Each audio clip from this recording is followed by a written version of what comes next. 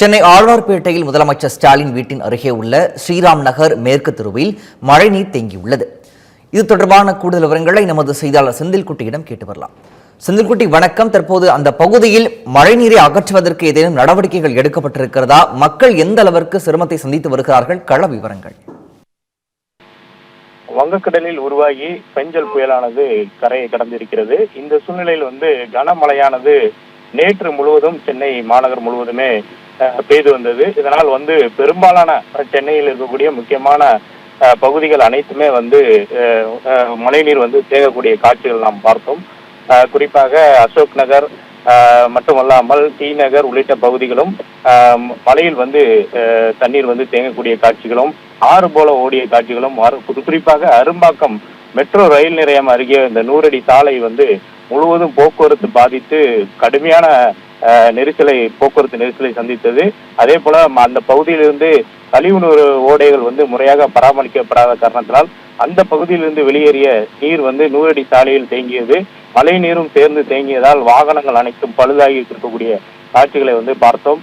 அதே நேரத்துல இன்றும் இந்த மழை நீரானது பெரும்பாலான இடங்கள்ல வடிய வைக்கக்கூடிய செயல்ல சென்னை மாநகராட்சி பணியாளர்கள் ஆங்காங்கே ஈடுபட்டு வராங்க. ஆனாலும் பெரும்பாலான பகுதிகளில் இன்னும் தண்ணீர் தேங்கி இருக்கக்கூடிய நிலை இருக்கிறது.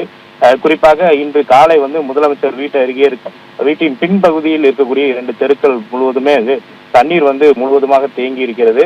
வாகன ஓட்டிகள் அந்த பகுதியில் செல்ல முடியாமல் இருக்கிறது. இந்த பகுதி ஆழ்வார்பேட்டை ராம்நகர் தெற்கு மேற்கு தெருவாக இருக்கிறது. இந்த பகுதி முழுவதுமே தண்ணீர் சூழ்ந்து காணப்படுகிறது. வீடுகளுக்குள்ளும் தண்ணீர் அந்த பகுதியில் புகுந்திருக்கிறது. மிக அருகில் முதல்வருடைய வீடு இருக்கிறது. இந்த பகுதியில மரங்களும் ஆங்காங்கே மரக்கிளைகள் எல்லாம் முடிந்து கிடக்கிறது.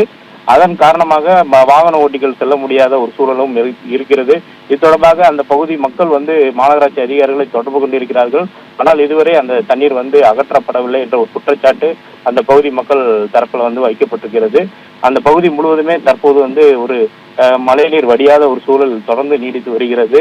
ஆனால் பெரும்பாலான இடங்களில் மாநகராட்சி தெரிவித்தது போல் 500 இடங்கள்ல மழைநீர் தேங்கி இருப்பதாகவும் அதில் 300 இடங்கள் சரி செய்து விட்டதாக நேற்று தெரிவித்திருந்தார்கள்.